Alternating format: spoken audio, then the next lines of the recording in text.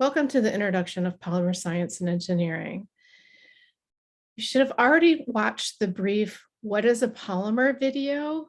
And if you haven't watched that, it might be a good idea to go back and watch that one before completing this one. So today we're going to start with what is polymer science and engineering and why is it important? Why do we care about it?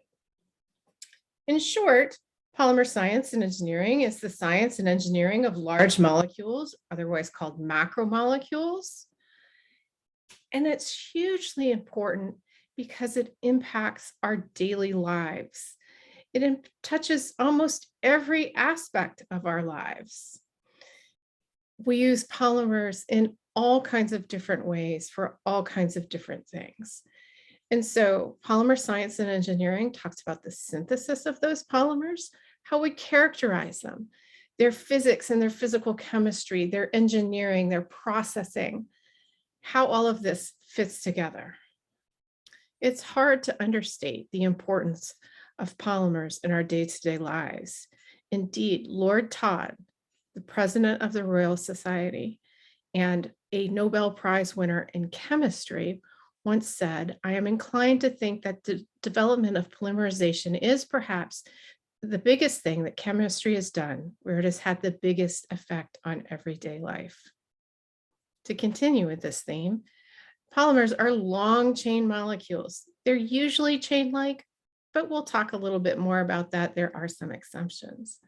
They have just an extraordinary range of physical properties. And that broad range of physical properties is one of the big reasons why they're used in so many different ways.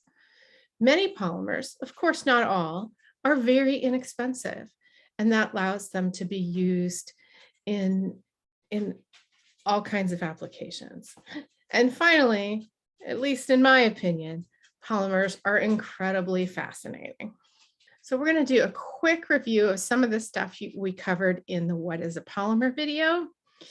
And so let's take a look at polyethylene. Everything that's inside the brackets is what repeats. And that's what we call our repeat unit. The number N on the lower right side of the brackets is the number of repeat units. In other words, the degree of polymerization. And that the degree of polymerization is typically abbreviated as a capital X or as DP for degree of polymerization. If you see anything outside of the brackets, those are the N groups, what's just on the end of the polymer. The N groups don't repeat. They're, again, only at the very end of the polymer chain.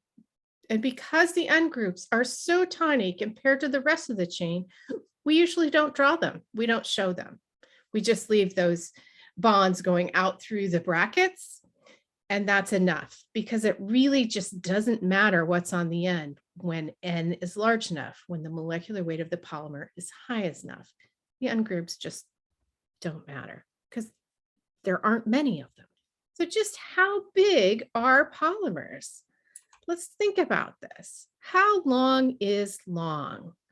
So again, let's consider polyethylene, but let's think about it in terms that are easier for us to visualize. We're going to assume every repeat unit is 2.5 centimeters long instead of a few angstroms. It's hard to visualize a few angstroms, but 2.5 centimeters is about the same size, about the diameter of a super ball, one of those rubber bouncy balls. So if we have 20,000 repeat units, how long is our fully stretched out polymer chain? Did you get it right? So we needed to multiply N, the number of repeat units, by the length of each repeat unit. So 20,000 times 2.5 centimeters gives us 50,000 centimeters. If we do the unit conversion, that's half a kilometer. So this is pretty amazing if we stop and think about it. If our water molecule is going to be around the size of a super ball, but our polymer chain is going to be a half a kilometer long, quarter mile. Hopefully that starts to give you an idea of just how different polymer chains are from small molecules. They're massive. They're really, really big. We can think about the mass as well.